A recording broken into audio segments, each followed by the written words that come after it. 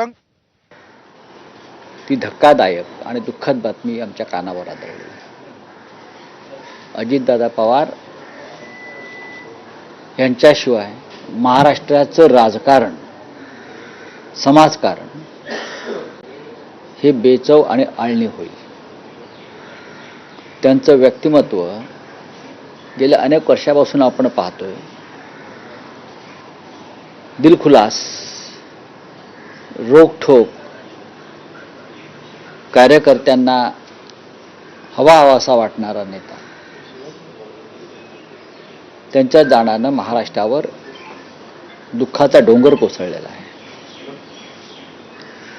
त्यांचं बोलणं, त्यांच्या कामाची पद्धत, त्यांची प्रशासनावरची पकड, या सगळ्या गोष्टी महाराष्ट्राच्या मनात कायम राहतील.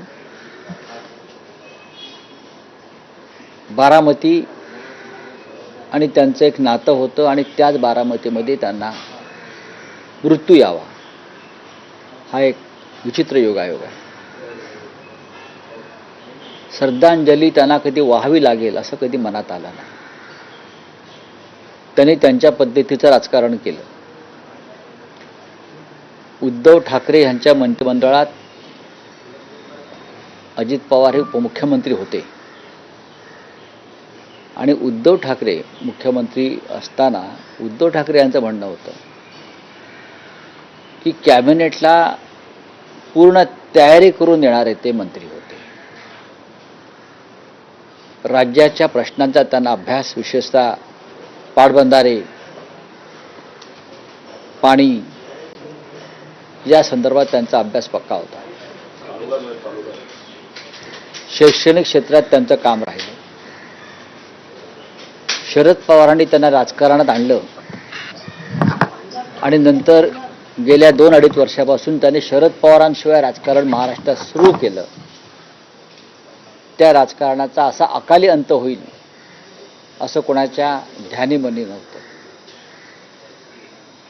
मी जे मगाशी म्हणालो की अत्यंत कार्यक्षम मंत्री म्हणून त्यांचा लौकिक होता. त्यांना मिळालेलं प्रत्येक पद हे राजकारणासाठी तर वापरलंच त्यांनी, पण कार्यकर्त्यांसाठी, जनतेसाठी, विकासासाठी त्यांनी वापरलं. त्यांच्या कामाच्या पद्धतीविषयी अनेकदा टीव्ही चॅनलवरती काही दृश्य आम्ही पाहिली.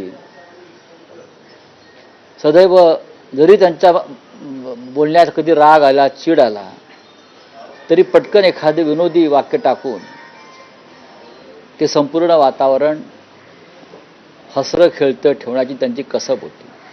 उत्तम वक्ते होते. आज महाराष्ट्र खरोखर दुःखात आहे.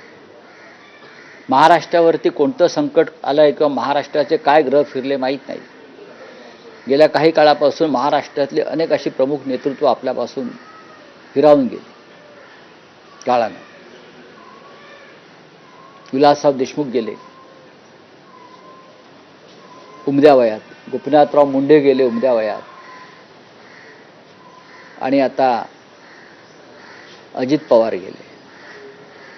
विक्रमी संख्येने ते उपमुख्यमंत्री झाले. 5 किंवा 6 वेळा ते उपमुख्यमंत्री झाले. त्यांना मुख्यमंत्री होण्याची इच्छा होती.